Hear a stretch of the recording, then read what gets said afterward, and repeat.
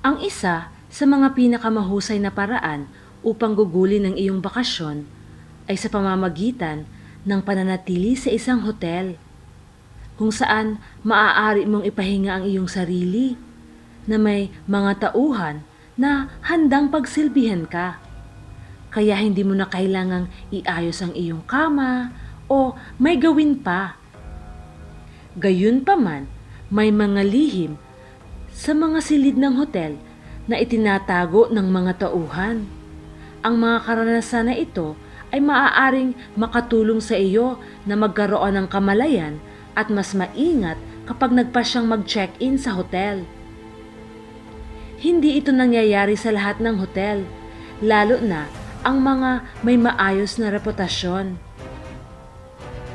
Nais mo bang malaman ang mga lihim na ito? Heto ang 10 pinaka nakakagulat na mga lihim sa silid ng hotel na dapat mong malaman. Number 1. Malinis ba talaga ang mga iniinumang baso?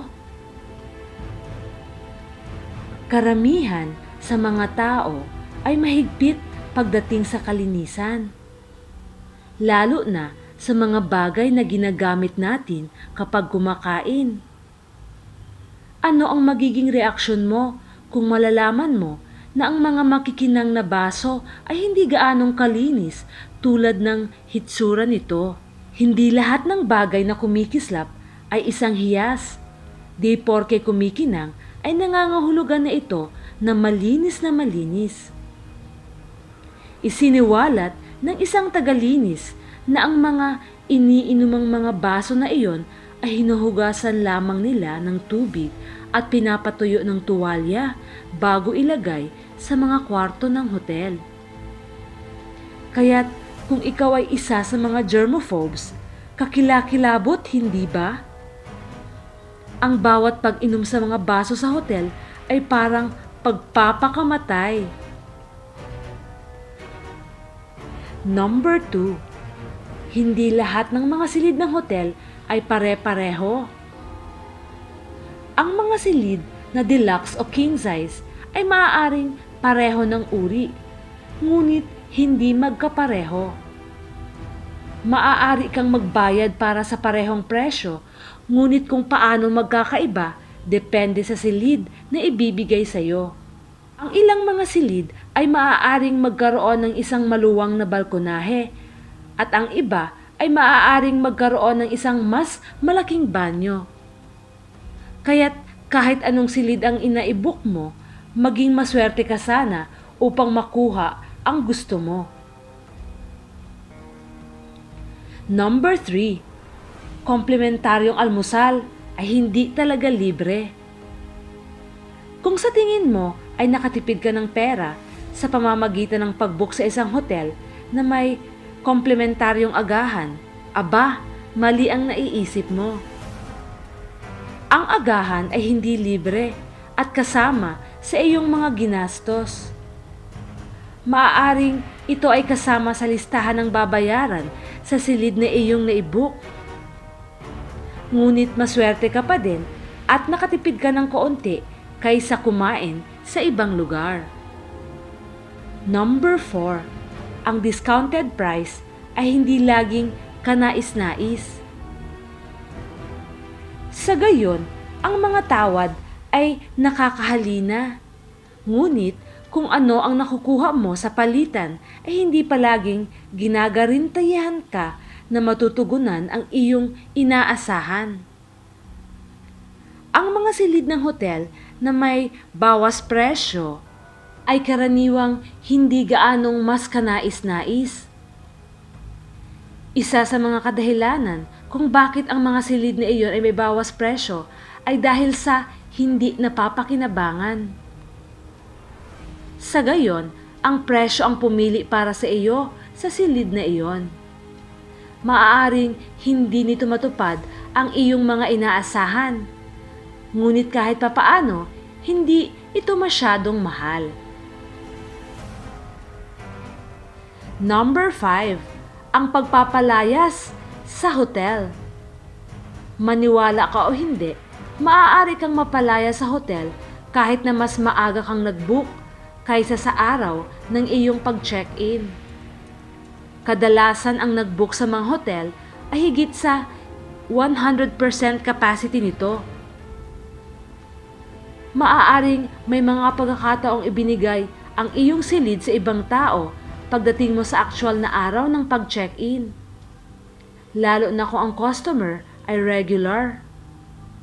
Ngunit ang magandang balita ay tutulungan ka ng hotel na maghanap ng ibang mga hotel upang mag-check-in sa parehong presyo na naibook mo dahil may pananagutan sila sa iyo. Number 6. Walang bakante. Ang mga hotel na walang mga palatandaan ng bakante ay malamang mga hotel na kaunti lang ang available na silid. Nakareserba ito kung sakaling ang hotel ay maaaring mangailangan ng isang silid para sa kapalit ng iba pang mga bisita. Number 7. Ang silid na napasukan mo ay hindi pumasa sa iyong panlasa. Ang silid na iyong napasukan hindi nakapasa sa iyong panlasa. Maaari mo lamang hilingin sa tauhan na palitan at baguhin ito. Gayunpaman, kung ang lahat ng mga silid ay inuokupahan, maaaring hindi ito posible. Number 8. Pag-iwas sa bayad sa pagkansela. Maaari mong maiwasan ang mga bayarin sa pagkansela sa pamamagitan ng pagtawag sa hotel upang ipagpaliban ang reserbasyon na ginawa mo. O pagkatapos ng ilang minuto, maaari kang tumawag muli sa hotel at inaasahan na may ibang tauhan na maaaring sagutin ang tawag mo. At maaari kang pagbigyan para kanselahin ang iyong appointment. Yun nga lang, sana gumana ito. Number 9. Hindi malinis na mga higaan. Lahat ng iba pa na silid ng hotel ay hindi malinis tulad ng inaasahan at ipinapakita. Maliban kung nag-check-in ka sa isang marangyang hotel. Ang tagapangalaga ng mga 3-star na hotel ay bihirang magbago ng mga sapin sa silid. Ang mga sapin ng kama at pantakip ay hindi madalas nalabhan. Hindi nababanggitin na ang remote control sa silid ay hindi kailanman nililinis. Nagulat ka ba?